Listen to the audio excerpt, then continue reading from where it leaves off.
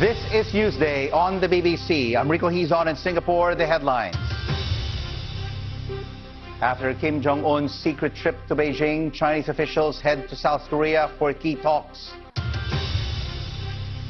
Poisoned at home. UK police reveal a deadly nerve agent was on the former spy's front door. And I'm Sharonjit Lail in London, also on the programme.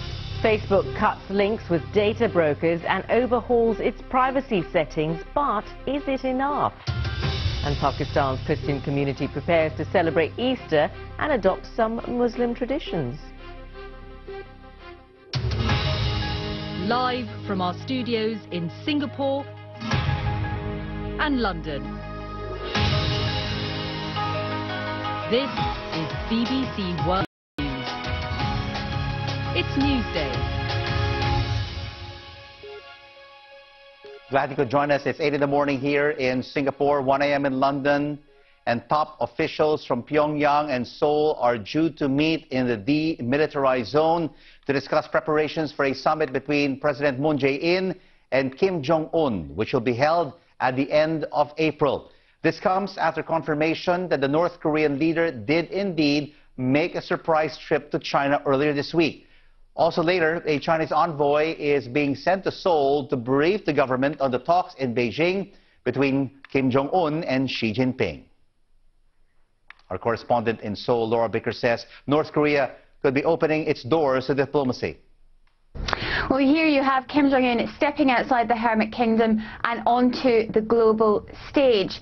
But there are a number of cautious tones coming out of analysts, because although he may be giving this impression that he's willing to talk, what is he actually willing to talk about? Because what does he mean when he says both to the Chinese and to the South Koreans that he's willing to denuclearize?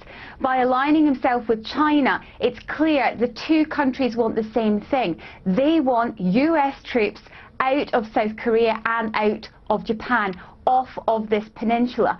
But that's something that both South Korea and Japan and the US don't want at this stage.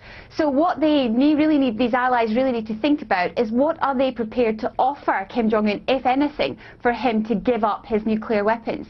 Meanwhile, the South Koreans are on their way to the demilitarized zone to meet with their counterparts. This will all lay the framework, Rico, for this summit planned between President Moon and Kim Jong-un at the end of April.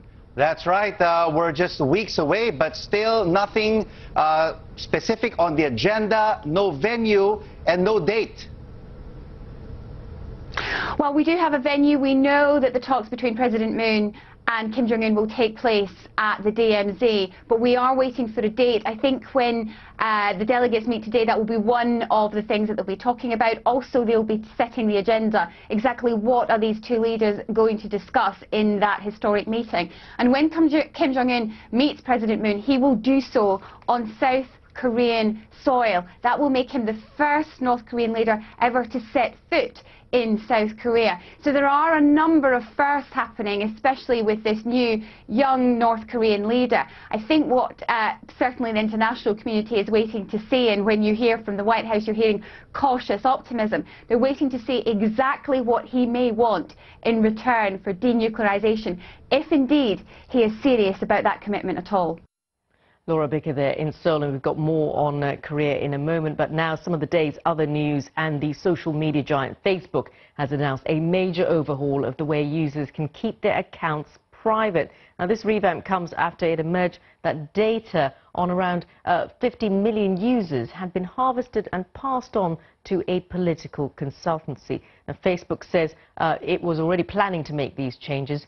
Here's our technology correspondent, Chris Fox. What will that mean? Is Facebook going to stop gobbling up our data and selling advertisements to us?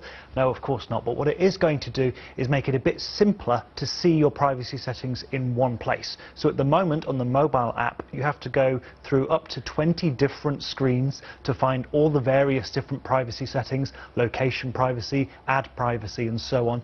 And now they're going to have it all in one long list, in one screen, so you can scroll through and see everything at a glance and turn things on or off. And also making news today, the lawyer representing Stormy Daniels has asked a federal judge to order President Trump to be forced to answer questions about his relationship with the adult film actress, one that, of course, Mr. Trump denies ever took place. At issue is what Mr. Trump knew about a payment Stormy Daniels received less than 2 weeks before his presidential election victory. Here's Ms. Daniels' lawyer, Michael Avenatti. What we want the truth. I mean, we want to know the truth about what the president knew, when he knew it, and what he did about it. As it relates to this agreement, we're going to test the veracity or the truthfulness of Mr. Cohen's, his attorney's statements. And we're confident, Gail, that when we get to the bottom of this, we're going to prove to the American people that they have been told a bucket of lies. The Nobel Peace Prize winner and education rights activist Malala Yousafzai is making her first visit to Pakistan since she was attacked and almost killed by the Taliban nearly 6 years ago. Now 20 years old and a student at Oxford University, Malala will be attending a ceremony and meeting the Prime Minister Shahid Khaqan Abbasi. The Taliban said they had attacked her for a pro-peace, anti-Taliban and secular agenda. Ecuador says it has cut off Julian Assange's ability to communicate with the outside world from its embassy in London. The WikiLeaks founder took refuge in the building in 2012 to avoid extradition procedures, which he feared could see eventually him being sent back to the US. The Ecuadorian government says it wants to stop him from interfering in the affairs of other countries. And now a story with a happy ending for a cat, which you can see has a little bit of a problem. This is Gypsy, a pet from Phoenix, Arizona, who was stuck on top of this power line for 3 whole days. Now, eventually, some rescue attempts were put into motion, but as you can see, Gypsy just refused to jump into that bucket and be brought back down to earth. So this brave rescuer actually climbed all the way up to pick up the cat and return it safely. And of course, Gypsy was eventually reunited with his owners, apparently safe and well despite that ordeal. More news on our lead story at this hour. America's cautious welcome of the talks between the Chinese President Xi Jinping and North Korea's leader Kim Jong-un.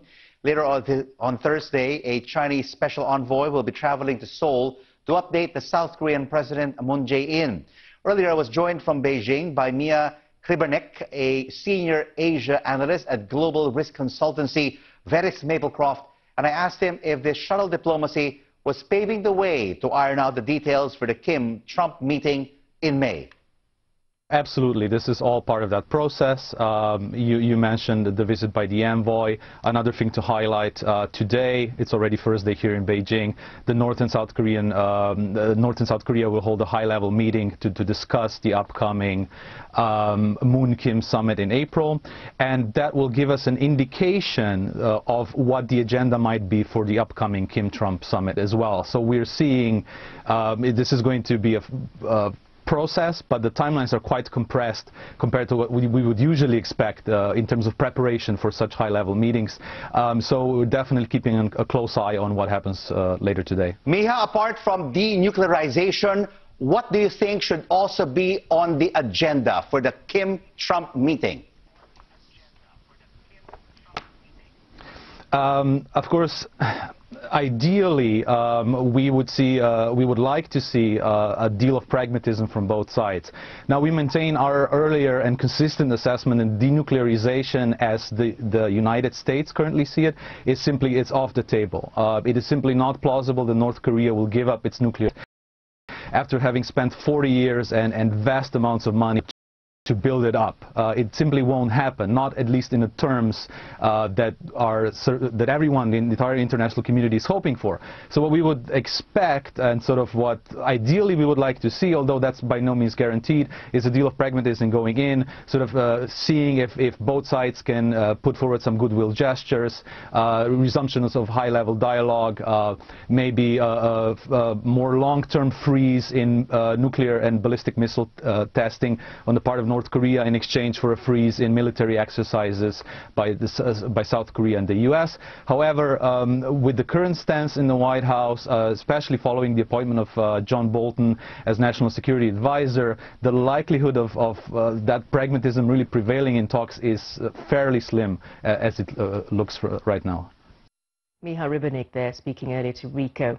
Now, police here in the UK have announced what could be a major development in the investigation into the poisoning of the Russian double agent Sergei Skripal and his daughter in the English town of Salisbury. In a statement released just a few hours ago, they say they've identified the highest concentration of the deadly substance found so far on Sergei's front door. They add that they now believe it was at the home address that the two victims were first poisoned. Our reporter Caroline Rigby gave me the latest. Well, this is a huge investigation involving around 250 counter-terrorism officers.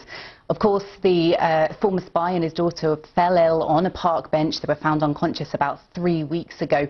And they were found to be suffering, they remain critically ill, and they were found to be suffering from the effects of the nerve agent Novichok, a Russian-made nerve agent. Now, traces have been found around the town of Salisbury in England at various locations that they visited, from a restaurant where they've ate to the bench to a cemetery. But crucially tonight, police have said that the highest concentration of that nerve agent was actually found on the front door of their house. Now, that changes the investigation because it could suggest that that was the first place where they were poisoned, and then as they went into town, they left traces in various other locations. That's right. I mean, we saw that bench that the Skripals were first discovered cordoned off for weeks and then eventually removed, and now we're told this front door actually holds the highest concentration of this agent. So how are police reassuring folks in the neighbourhood, postal workers, delivery men, who might have been exposed to this? Well, yeah, it could be a very frightening time for people living there, but the police say that the risk to them remains extremely low. They've said that precautionary searches will continue for several months to come, potentially, but they're now focusing their investigation around this house where the highest concentration was found, and the forensic investigations at other locations are starting to wind down now. Right, and we believe that, obviously, we're hearing from the British Foreign Secretary. Yeah, British Foreign Secretary Boris Johnson has been talking tonight, and there's been a massive, as well as the police investigation, a huge political response to this attack on the spy and his daughter, and this has led to the expulsion of numerous Russian diplomats from around 20 countries around the world. That's because Britain says that Russia is behind the attack, something Russia denies. And tonight, Britain's Foreign Secretary Boris Johnson says that he underestimated the international response to this. And if I quote him, he says, "These expulsions represent a moment when a feeling has suddenly crystallized, and across the world, countries are willing to say enough is enough." As I say, Russia deny that they are behind the attack, and they've threatened retaliation for those expulsions. But to what extent, we don't yet know. And it was Caroline Rigby speaking earlier to Sharon. You're watching Newsday on the BBC, live from Singapore and London. So to come on the program, a fusion of faiths, why Christians in Pakistan are fasting during Lent. And also on the program, the protester who took the Black Lives Matter movement right to the heart of Californian democracy.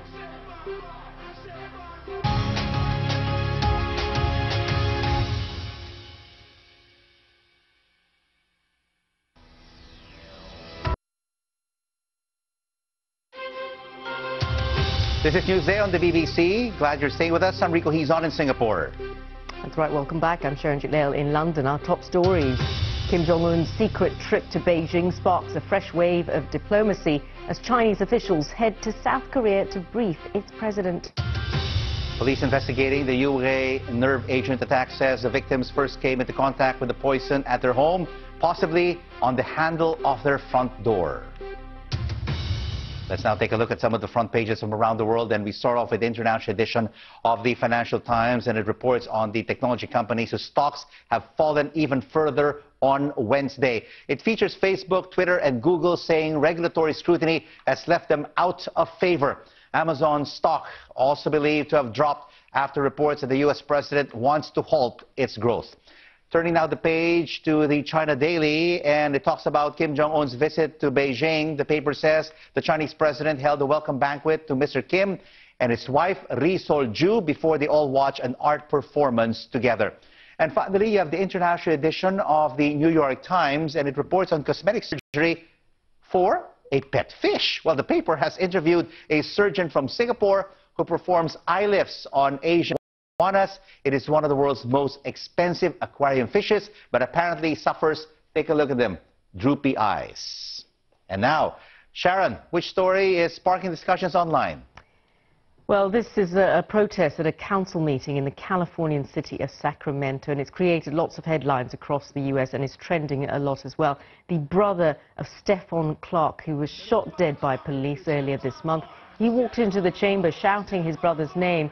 Stephon Clark died after police opened fire on him as he was entering the backyard of his grandparents' house. It's since emerged that he was unarmed.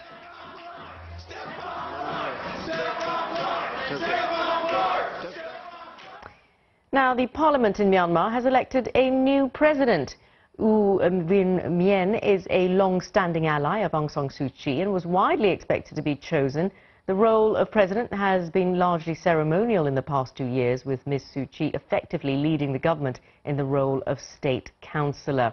Well, the BBC's Nick Beake is in Yangon in Myanmar for us. Now, Nick, what do we know about this new president, aside from the fact that he's a key ally of Aung San Suu Kyi's?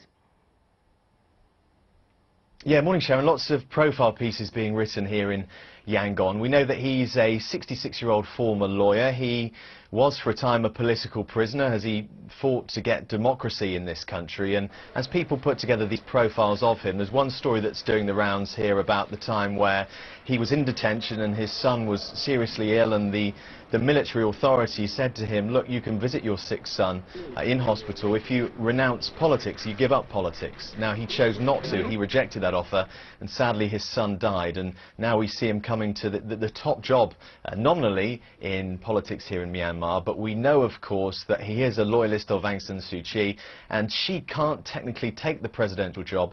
And so what we've seen in the past few years is as state councillor in a new position, she has really been calling the shots. So in terms of the sort of influence and power the new man will have, we'll have to see what pans out there. And of course we know that the headlines in the last few months have been dominated by the Rohingya crisis. Do we have any clue how he might deal with this? Well, we don't really, and part of the reason for that is there was no real presidential campaign. This all happened within a week, so the Burmese people don't really know about his thoughts on how to deal with the Rohingya crisis, crucially the 650,000 people who've been forced to flee to Bangladesh, but also dealing with the diplomatic fallout from this. And I think for an issue as big as this, which has attracted so much international condemnation, it will be Aung San Suu Kyi, who's also foreign minister here, who continues to dictate the response to this. We know that she has drawn widespread criticism for not speaking up for the Rohingya, not speaking out against the military and their operations in Rakhine province, which have been described as a textbook example of ethnic cleansing by the UN. So in terms of whether he has any impact on the Rohingya crisis, I think that's pretty unlikely at the moment. All right, Nick Beake in Yangon for us. Thank you. In Russia, funerals have started for the victims of a fire that ripped through a shopping mall in the Siberian town of Kemerovo. 64 people, including 41 children, were killed in the blaze on Sunday. Investigators say the alarm was broken and exits were blocked when the fire broke out. President Vladimir Putin says it was criminal negligence. Sarah Rainsford reports from Kemerovo. They're desperate not to let go. A couple cling to the coffin of their 10-year-old daughter. Masha's little brother and their grandma were also killed in the Kemerovo fire on a day out at the cinema. For those left behind, saying goodbye is too much to bear.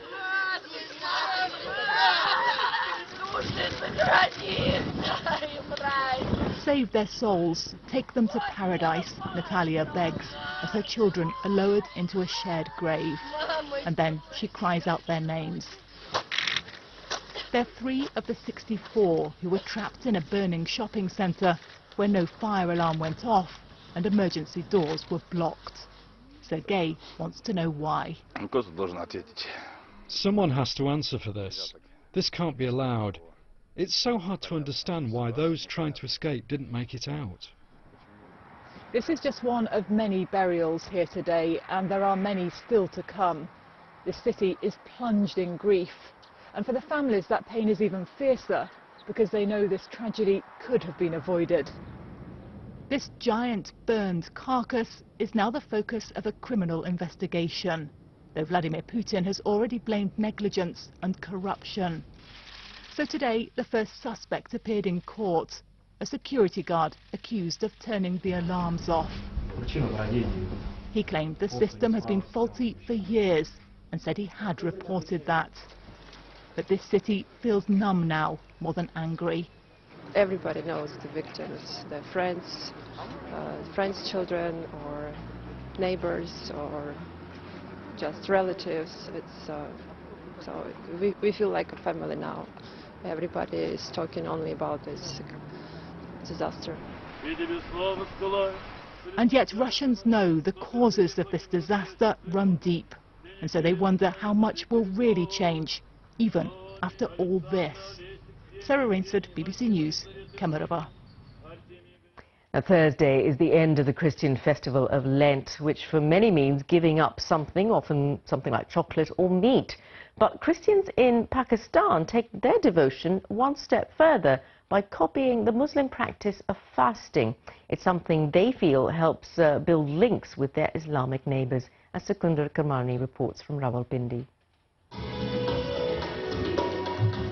Fridays and Sundays at St Mary's Church in Rawalpindi are always busy during Lent. There are over 3 million Christians in Pakistan, around half of whom are Catholic, half of whom are Protestant. Many from both groups fast throughout Lent, eating just once a day. Fasting is referred to in the Bible, but this is a particularly local practice. It's the local spirituality because of the influence of Islam and Hinduism, but the spirituality we draw from the Holy Bible and from the life of Jesus Christ. It's not compulsory. It's not a sin not to fast. But if you do fast, you will be rewarded. At the David household, they're preparing to break their fast. We start eating at 6, but the thing we really crave is a cup of tea. We don't cook anything special, just what we would normally. The fast ends at sunset with a prayer. Muslims break their fast during the holy month of Ramadan around the same time, and the shared traditions can at times bring the communities closer together. When my Muslim friends start fasting in Ramadan, I eat at the same time as them. I even fast like them sometimes, because I spend most of my time with them. When it comes to Lent, they arrange food for me. The Christian community in Pakistan has faced violent attacks by militants. But the way they commemorate Lent is a reminder of how rooted in local culture they are. Secunda Kermani, BBC News, Rawalpindi. Well, if you have been watching Newsday for the last 2 months, you would have noticed that Sharon has been presenting from London. And many, of course, are used to seeing her here in Singapore. Sharon, we miss you. There have been a lot of protests outside calling for your comeback. Well, I've missed you too, Rika, but I seriously doubt there have been people protesting outside. I miss the team there. But guess what? I've had a you know wonderful why, Sharon? time. They're expecting some fish and chips and chocolates when you come back. I think those chips might be a little bit soggy when I bring them back on the flight, Rico. But do you know what? I've totally enjoyed the 2 months here. I've loved working with the Newsday team here as well. But I will be so pleased to come back to Singapore for a bit of that slightly warmer weather, because it's been incredibly cold here in the UK since I've been here. But thoroughly enjoyed it. Of course, Babita Sharma will be back next week. I'll tell you, Sharon, when you come back here, the weather has been quite cool the past few days. So I'm sure the transition will be quite good. Perfect. I'm so looking forward to that. And, of course, you've been watching Newsday. Stay with us. All right, because coming up, we'll be looking at how a high-tech approach to matching customers with crops is revolutionizing farming in India. Well, before I get on that flight, I've still got to show you these pictures, because it's a team of NASA scientists doing some checks on the Parker Solar Probe, which is due to launch in July on a mission to investigate the sun. It will start orbiting our star in 2023, and it'll be exposed to extreme temperatures over 1,000 degrees Celsius, certainly a lot hotter than Singapore. And of course, it is hoped it will help us understand more about solar storms.